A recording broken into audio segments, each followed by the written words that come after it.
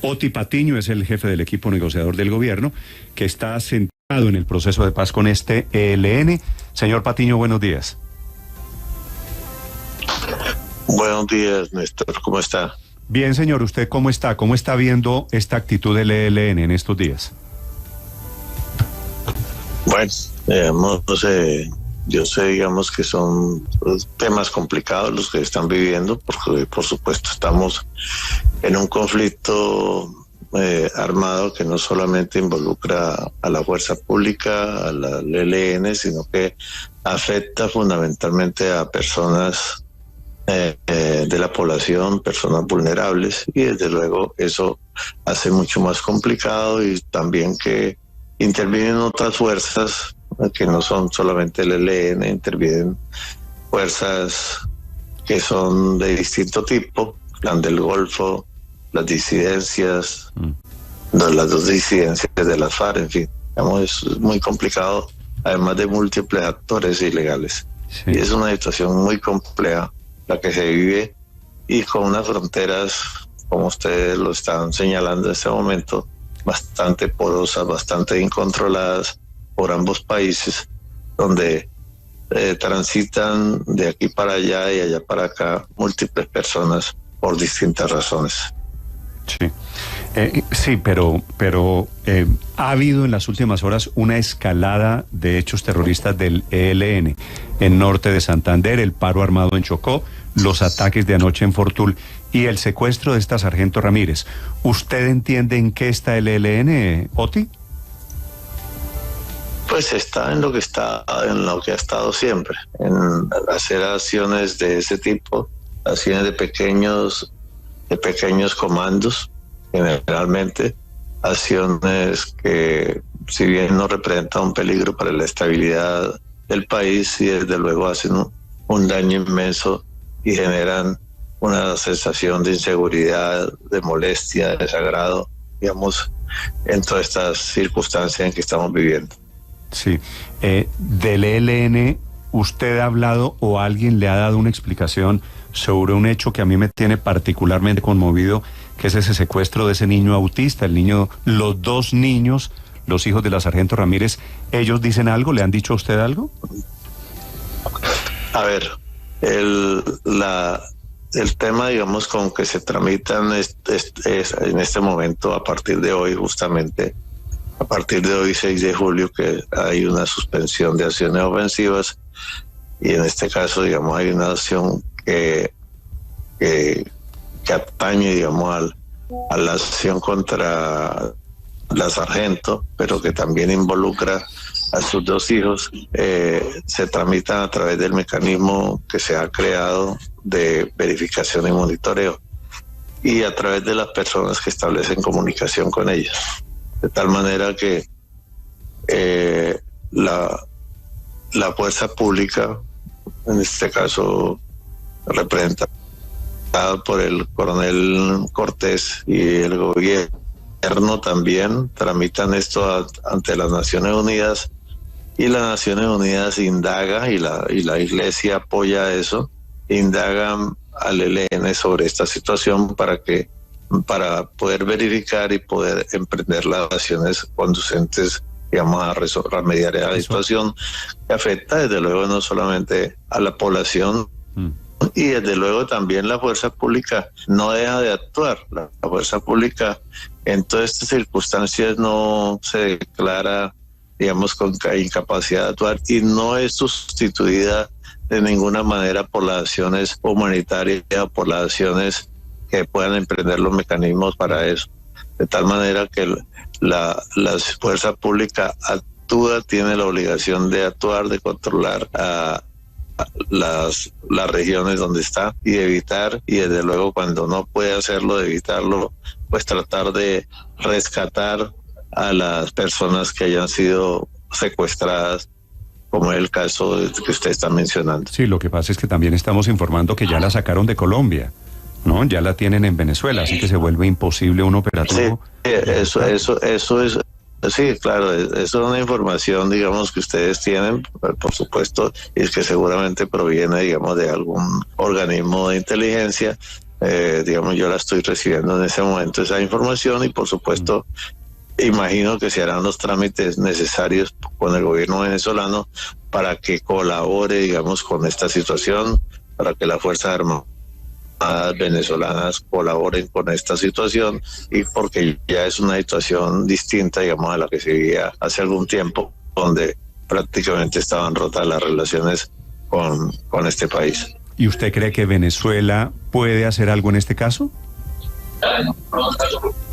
No solamente puede, sino que debe hacerlo, en el caso de que, tal como la información que ustedes han manifestado sea real.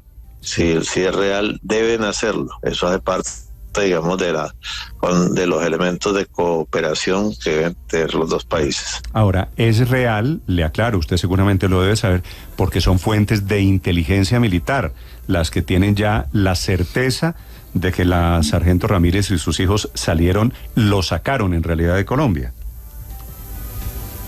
Ok, si es real, pues le digo que con mayor razón, digamos, deben operar las fuerzas, digamos, de Venezuela para colaborar, digamos, con este crimen. Recordemos que el secuestro es un crimen continuo, que no solamente sucede cuando una persona es secuestrada, sino mientras es mantenida en cautiverio, de tal manera que el crimen sigue sucediendo. Y como tal, pues es un crimen punible, es un crimen que hay que perseguir, y de todas maneras a las personas que lo hayan cometido, pues tratar de castigarlas y de capturarlas primero. Oti, para estos efectos, el proceso de paz que usted maneja con el ELN, es un dato no menor que usted fue militante del M-19. En esa condición quisiera preguntarle si usted entiende que antes de comenzar un cese al fuego, este grupo del ELN se sigue portando como si no hubiera pasado nada, como si no necesitara legitimidad, y sigue utilizando el terrorismo de siempre. Usted tiene razón. Esto es lo que ha hecho el ELN siempre. ¿Usted entiende, usted que pasó por ahí, entiende a qué juega el ELN? Mire, yo siento, digamos, que en el ELN hay una voluntad política en la mesa que está sentada, que depende más que todo del Comando Central. Digamos, no estoy muy seguro que esa voluntad política, que es, digamos, de lo que está midiendo en este momento, irradie, digamos, hacia todos los frentes, lo que ellos llaman frentes de guerra, y hacia todos los comandantes y hacia todos los comandos de esos frentes, porque el ELN tiene una estructura muy peculiar, digamos, no tiene la verticalidad que tenía la FARC, o que de luego tiene nuestra fuerza pública, donde la voz, digamos, del ministro o la voz del comandante general de las fuerzas militares, pues irradia muy rápidamente e implica, digamos, una obediencia, digamos, por parte de las estructuras. Pero señor Estas Patiño, son, digamos, la realidad. Sí, lo que nos está queriendo decir es que dígame. El ELN no tiene unidad de mando, es decir, que los que están en Cuba son distintos a los que están aquí en Colombia secuestrando, extorsionando. No son distintos, son la misma organización, tienen de todas maneras un mando central, como se llama ellos. El COSE es el comando central, y de alguna manera, pero esa centralidad no opera con la rapidez, con la comprensión y con el entendimiento con que debe operar, digamos, un ejército, como un ejército institucional, o incluso, digamos, con una fuerza irregular altamente centralizada.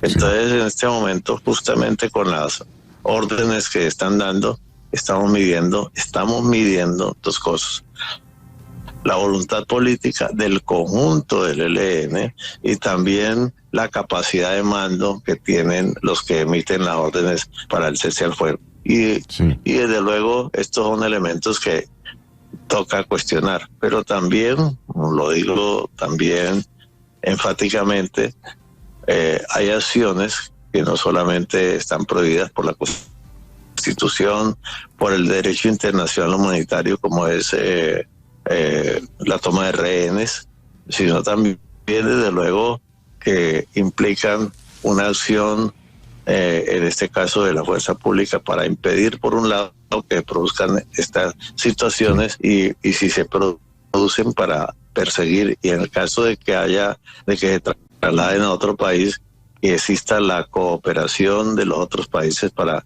que esto se solucione y se solucione de la manera mucho más rápida posible. Sí.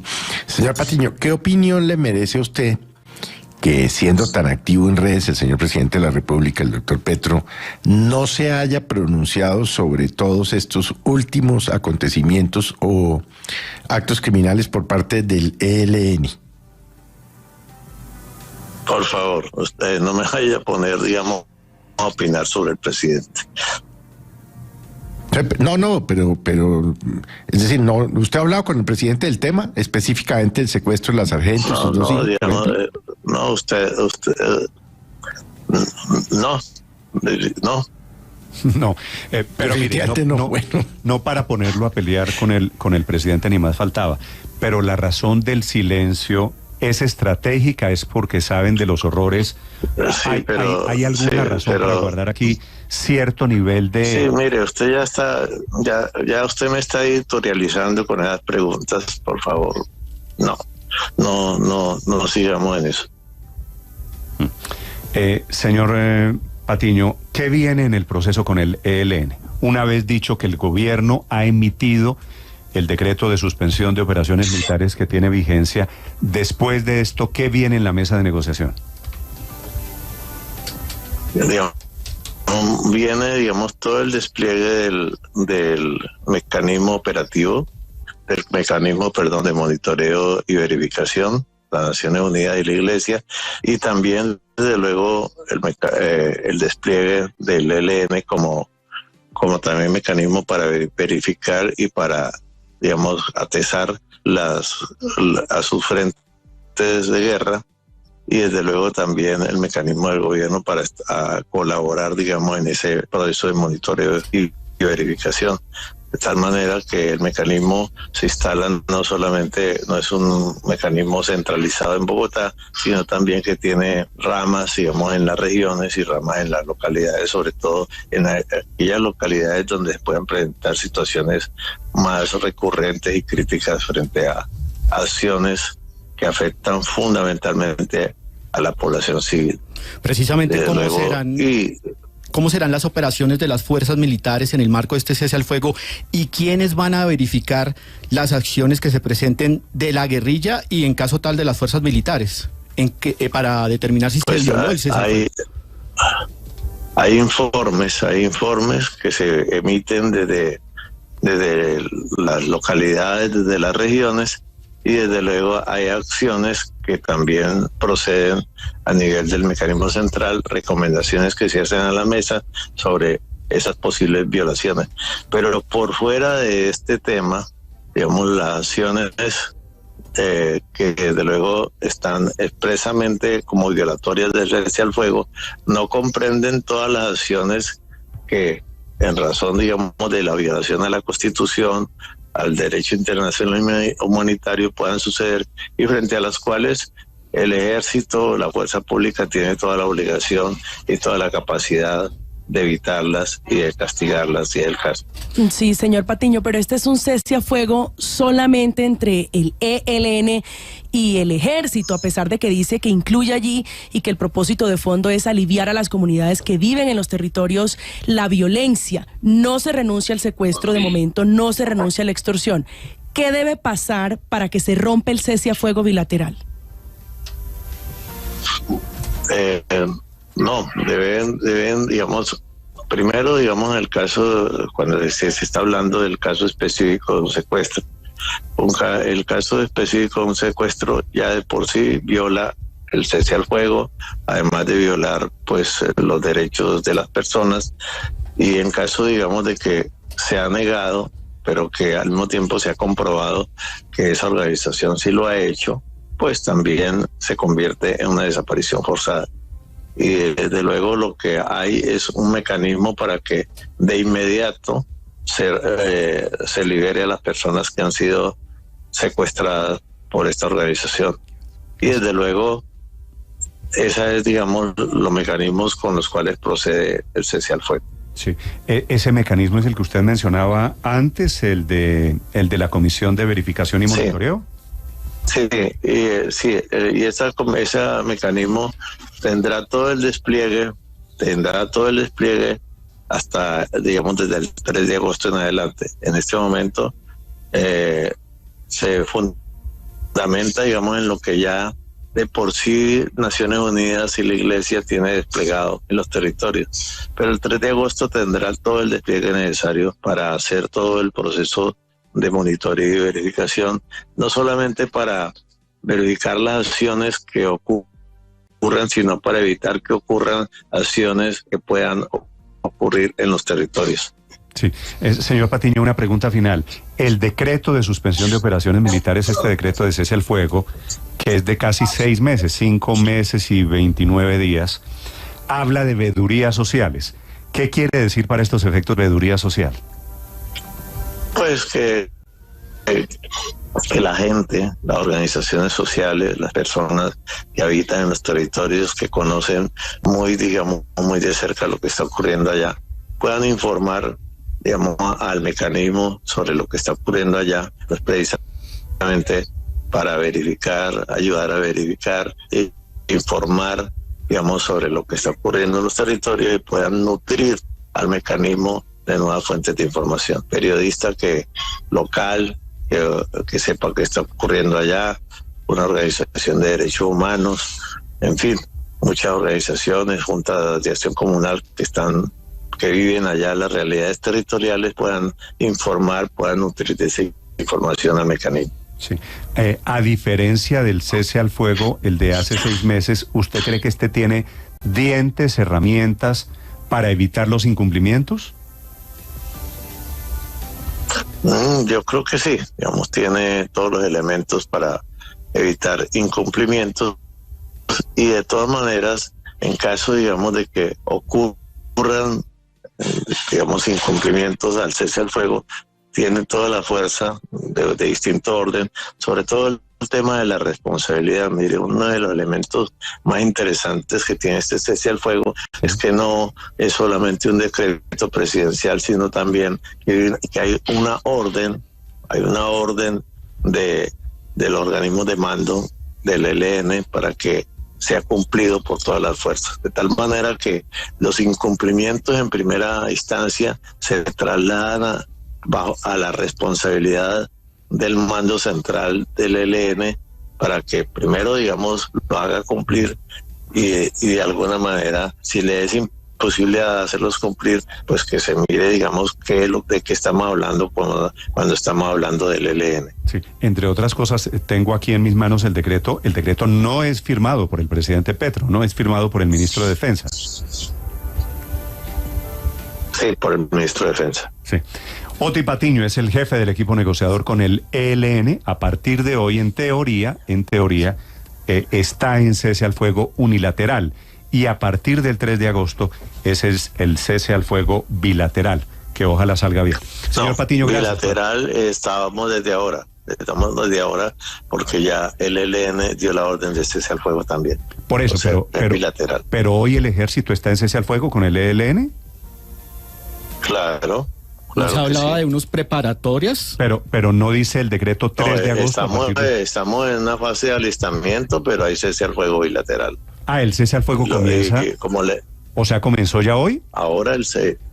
Claro. O sea, que a partir de hoy cualquier acción que adelante el ELN es considerada una violación al cese al fuego. Cualquier acción, pero no solamente estamos hablando de las acciones ofensivas que emprende el ELN contra el gobierno, sino que esto de cese al fuego no inhibe de que el ejército, la fuerza pública y las autoridades judiciales persigan, digamos, cualquier acción criminal del ELN, cualquier acción criminal, digamos, y estoy hablando pero no solamente... Acláreme este tema de fecha si es tan amable, porque creo que aquí hay un asunto que la verdad no entiendo. Dice el decreto: a partir de las 0 horas del 3 de agosto de 2023, está prohibido realizar, además de acciones ofensivas, actos contrarios a lo establecido en el protocolo de acciones específicas acordado entre las partes en la mesa de diálogo de paz. Sí, eso es un rompimiento de cese al fuego. Es el contexto de cese al fuego. Pero la fuerza pública está habilitada completamente para perseguir, digamos, a quienes cometan acciones contra el DIH, no solamente contra el DIH, sino también, digamos, cualquier acción que se convierta en un delito. En eso, digamos, no hay ninguna duda. Entonces, el cese al fuego comenzó hoy. Claro, el cese al fuego es, digamos, estamos en un periodo de alistamiento para que el mecanismo opere a partir de totalmente opere hasta el 3 de desde el 13 de agosto en adelante, pero en este momento ya el cese al fuego que hay hoy, lo que yo le estaba diciendo antes, que descansa sobre la voluntad política y la capacidad de mando que tenga desde luego las propias fuerzas militares y el ELN. Eso quiere decir, a partir de hoy no vemos acciones ofensivas de la fuerza pública contra el ELN y tampoco deberíamos ver. Exactamente, pero no excluye de que si hay un delito y hay una orden judicial, digamos, contra el ELN, digamos, el ejército se puede inhibir, debe avisar en algunos casos que se va, digamos, a estar, digamos, en una persecución que pueda generar un choque armado con fuerzas guerrilleras del ELN, pero no inhibe para nada la capacidad, digamos, operativa y cumplimiento de las obligaciones legales y constitucionales de la fuerza pública. No sé si valga la pena aclararlo en el decreto, pero es que le leo el decreto, artículo 1, esto es lo que dice el decreto de anoche del Ministerio de Defensa, sobre el cese al fuego bilateral nacional y temporal, decretar el cese al fuego bilateral y temporal de carácter nacional entre el gobierno y la Organización Armada Rebelde Ejército de Liberación Nacional a partir de las 0 horas del día 3 de agosto de 2023. ¿Ah? Este es el motivo de mi confusión.